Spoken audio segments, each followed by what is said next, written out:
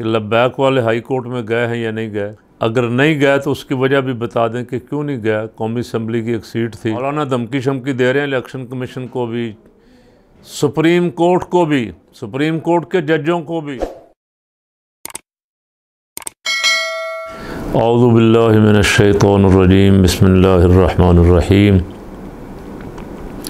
इन्नल्लाह व मलाइकतहु युसल्लूना अलन नबी या अय्युहल्लज़ीना आमनू सल्लु अलैहि व सल्लिमू तस्लीमा। अल्लाहुम्मा सल्लि अला सय्यिदिना मौलाना मुहम्मद व अला आलि सय्यिदिना मौलाना मुहम्मद व अस्हाबि सय्यिदिना मौलाना मुहम्मद व बारिक व सल्लिम व सल्लि अलैहि। आज सारे मीडिया पे जिस बात का चर्चा है वो ये है कि सुबह जनाब चीफ इलेक्शन कमिश्नर साहब पीटीआई फॉरेन फंडिंग केस का फ़ैसला सुना रहे हैं, और इससे कबल 2-3 रोज़ कबल कौमी असम्बली सेक्रेटेरिएट से पीटीआई के 11 मेंबरान असम्बली के इस्तीफ़े मंजूर कर लिए गए हैं और इलेक्शन कमीशन को भेज दिए गए हैं। इलेक्शन कमीशन उनके ज़िमनी इंतखाबात अनाउंस करेगा। सवाल ये है कि ये इलेक्शन कमीशन की ठेकेदारी कहाँ से आ गई। यानी इस्तीफ़े दिए हुए अब तकरीबन 2 महीने हो गए उनको, 2 महीने से भी ज़्यादा हो गए। किसी के बाप का राज है कि जब चाहे मंजूर कर लें, जब चाहे ना करें। उन्हें कहा गया कि स्पीकर के सामने पेश हों और वो जवाब दे चुके हैं, हम किसी सूरत स्पीकर के सामने पेश नहीं होंगे। इस्तीफ़े हमने असम्बली में खड़े होकर दिए और इस्तीफ़े उनके स्पीकर मंजूर कर चुका। डिप्टी स्पीकर कासिम सूरी इस्तीफ़े मंजूर करके गया था। इलेक्शन कमीशन उस वक्त से हरकत में नहीं आया। तो ये क्या कानून है। सही कहा जा रहा है कि इस इलेक्शन कमीशन के होते हुए किसी सूरत भी फेयर इलेक्शन नहीं हो सकता। अगर 17 जुलाई का ज़िमनी इलेक्शन फेयर होता तो 20 की 20 सीटें नून लीग फारिग हो चुकी थी। 4-5 सीटें उसको दिलाने के लिए सारी रात मेहनत की इलेक्शन कमीशन ने, 2-3 सीटों पे धोखा किया और दोबारा गिनती के लिए तैयार नहीं होता। जो कहता मेरे अब्बे की ठेकेदारी है, मैं गिनती नहीं करवाऊँगा। गिनती तो उम्मीदवार का हक़ है। लब्बैक वालों की गिनती नहीं करवाई उसने। 65 वोट का फ़र्क, कौमी असम्बली की सीट 65 वोट का फ़र्क आखिर में आके डाला गया, गिनती करवाने से इनकार कर दिया। लेकिन मुझे पता नहीं कि लब्बैक वाले हाई कोर्ट में गए हैं या नहीं गए। अगर गए हों तो कोई दोस्त ज़रूर मुझे मुत्तला करे। अगर नहीं गया तो उसकी वजह भी बता दें कि क्यों नहीं गया। कौमी असम्बली की एक सीट थी और अगर उसकी दोबारा गिनती हो जाती तो यकीनन लब्बैक वालों को सीट मिलती थी। अगर नहीं गया तो उसकी वजह भी, ताकि हमारे ज़हन भी साफ़ रहें। मैं अर्ज़ कर रहा था कि यहाँ अब रावलपिंडी में हल्का PP 7 में यहाँ भी यही कुछ हुआ। 40-50 वोटों का फ़र्क है और RO और फिर इलेक्शन कमीशन अकड़े हुए हैं कि हम किसी सूरत भी दोबारा गिनती नहीं करवाएंगे। वो भी मेरा ख्याल हाई कोर्ट में गए हुए हैं। तो जहाँ इस तरह का इलेक्शन हो कि फ़रीक़ मुखालिफ को, फ़रीक़ सानी को उसका इंसाफ भी ना दिया जाए, इतना हक़ भी ना दिया जाए, और फिर इलेक्शन कमीशन धड़ल्ले से कहे कि मैं गैर जानबदार हूँ, तो उसकी गैर जानबदारी मानी नहीं जाएगी। इलेक्शन करवाने वाली कुव्वतें या लड़ने वाली कुव्वतें पाकिस्तान में पहले इस इलेक्शन का कमीशन का बिस्तरा बोरिया गोल करें। जब तक ये है इलेक्शन का कोई फ़ायदा नहीं है। ये 20 सीटों वाला ट्रेलर था। ये असल फ़िल्म चलाएगा जनरल इलेक्शन में। ये इसने अपने आप को बचाने के लिए वो फ़िल्म महफूज रखी है जो ये जनरल इलेक्शन में चलाएगा। जिसको चाहेगा हरवा देगा और फिर लोग कहेंगे कि ये हारने वाले ऐसे करते हैं, हारने वाले हमेशा एहतजाज करते हैं। अवाम का मूड तो सब ने देख लिया, समझ आ चुका कि अवाम क्या चाहते हैं।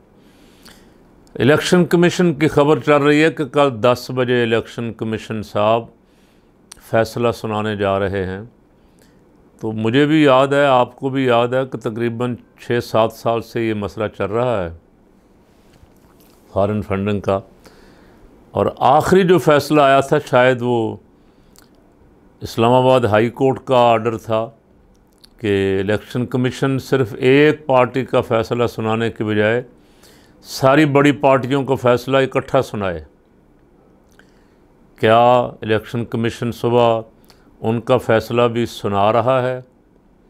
अगर नहीं सुना रहा तो इस्लामाबाद हाई कोर्ट को हरकत में आना चाहिए। बड़ी खुशी से सुनाएं इमरान खान के ख़िलाफ़ फ़ैसला। वो फ़ैसला तो बच्चे बच्चे को पता है इलेक्शन कमीशन जो करेगा। अब बड़ी खुशी से सुनाएं। हमारा तो एक ही मुतालबा है कि इंसाफ करें और वो सारी बड़ी पार्टियां जो चोर और डाकू फ्राडिये इकट्ठे होके मुल्क लूटते रहे हैं, बाहर से इनको पैसा आता रहा है, इनको तो भारत और इसराइल से फंडिंग होती रही इम्पोर्टेड हुकूमत को, उनका फ़ैसला भी साथ ही सुना दें ताकि आप पे जानबदारी का इल्ज़ाम ना आए। इंसाफ का तकाजा भी है और हाई कोर्ट का हुक्म भी है। अगर आप हाई कोर्ट के हुक्म पे अमल नहीं करते हो, एक तरफ़ा एक पार्टी के ख़िलाफ़ फ़ैसला सुनाते हैं तो माना नहीं जाएगा। और फिर कानूनदान ही जानते हैं कि इलेक्शन कमीशन पे तौहीन अदालत हत्क इज़्ज़त लगेगी या नहीं लगेगी। लगनी तो चाहिए। 10 बजे अगर वो फ़ैसला एक ही पार्टी का सुनाता है और दूसरियों को संभाल के रखता है, छुपा छुपा के कंबल डाल के कहीं इनके राज भी आउट ना हो जाएं, तो फिर उस इलेक्शन कमीशन को कान से पकड़ के हाई कोर्ट को चाहिए कि फ़ैसला आने से पहले ही चलता करे कि इस तरह का बेईमान इलेक्शन कमीशन जो है किसी सूरत भी हमें वारा नहीं खाता। मौलाना धमकी शमकी दे रहे हैं इलेक्शन कमीशन को भी, सुप्रीम कोर्ट को भी, सुप्रीम कोर्ट के जजों को भी। और आज मैंने खबर पढ़ी कि इम्पोर्टेड वज़ीर आज़म साहब डेरा इस्माइल खां जा रहे हैं। डेरा इस्माइल खां और टांग का दौरा कर रहे हैं। मौलाना के हलके हैं जहाँ से दोनों हलकों से इनको हराया अमीन गंडापुर ने। और मौलाना अपने हलके सेव करने के लिए वज़ीर आज़म को ले जा रहे हैं और वहाँ कुछ तरक्याती कामों का पैसा तो शोर तो डाल रहे हैं, पैसा हमारे पास नहीं है। आवाम को मार रहे हैं। सैलाब ज़दगान पे कोई तवज्जो नहीं है। पेट्रोल की कीमतें दुनिया में सस्ती हो रही, यहाँ महंगी कर दी फिर, और 3 रुपये का मजाक किया है। टूल प्लाज़ों पे पहले 1000 रुपया हो गया था लाहौर से इस्लामाबाद 1200 रुपये, अब डबल कर रहे हैं। उसके ख़िलाफ़ सारे ट्रांसपोर्टर एहतजाज कर रहे हैं पूरे मुल्क में इम्पोर्टेड हुकूमत के ख़िलाफ़। तो मौलाना की खबर मैंने पढ़ी कि मौलाना भी वज़ीर आज़म के साथ तैयारे में डेरा इस्माइल खान जाएंगे। तो फिर मुझे वो याद आ गया वाक़या, वो तारीख़ का हिस्सा है, आप भी सुन लें। हज़रत मौलाना शाह अहमद नूरानी रहमतुल्लाह अलैह मिलाद मुस्तफ़ा कॉन्फ्रेंस रायविंड फरमा रहे थे और मौलाना फजल रहमान के वालिद मुफ्ती महमूद साहब उन दिनों ज़ियाउल हक़ की हुकूमत में शामिल हो गए थे। कौमी इत्तेहाद के जो वज़रा जो पार्टियाँ गईं उनमें मुफ्ती महमूद साहब पेश थे, जमात इस्लामी भी थी, नवाब नसरुल्लाह भी थे, खाकसार पार्टी, ये सारी पार्टियाँ मौलाना शाह अहमद नूरानी और एयर मार्शल असगर खां के अलावा बाकी सारी पार्टियाँ मार्शल्ला हुकूमत के साथ मिल गई, हुकूमत में शामिल हो गई, वजारतें ले लीं। तो जिन दिनों कॉन्फ्रेंस हो रही थी उसके ख़िलाफ़ प्रोपेगेंडा हुकूमती ज़राए ब्लॉक कर रहे थे। हुकूमत के इमा पे इस्टेब्लिशमेंट की तरफ से प्रोपेगेंडा करवाया जा रहा था। मुफ्ती महमूद ने भी कोई बयान दिया मौलाना के ख़िलाफ़ उस कॉन्फ्रेंस के ख़िलाफ़। तो मौलाना ने तकरीर करते हुए मुफ्ती महमूद साहब को कहा, मैं आज वही फजल रहमान को कह रहा हूँ।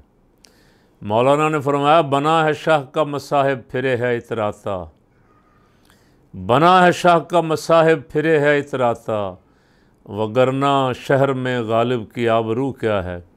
तो मौलाना आपकी बड़कों के पीछे वज़ीर आज़म के हेलीकॉप्टर, वज़ीर आज़म के जहाज़, वज़ीर आज़म हाउस की प्रेस कॉन्फ्रेंसें और 4 वजारतें और मिनिस्टर एनक्लेव में डेरे, सरकारी खाने, वो सब बोल रहे हैं और कौम सब देख रही है। कौम इलेक्शन में ऐसा सफाया करेगी कि ये सारी साजिशें जो आजकल आप कर रहे हैं ना, इलेक्शन कमीशन पे दबाव डलवा के, ऐलान करवा के किसी पार्टी के ख़िलाफ़, किसी के ख़िलाफ़, किसी के ख़िलाफ़, तो इनकी समझ आ जाएगी जनरल इलेक्शन में इंशाल्लाह। अगर ये इलेक्शन फेयर हुआ तो कौम तो फैसला कर चुकी है।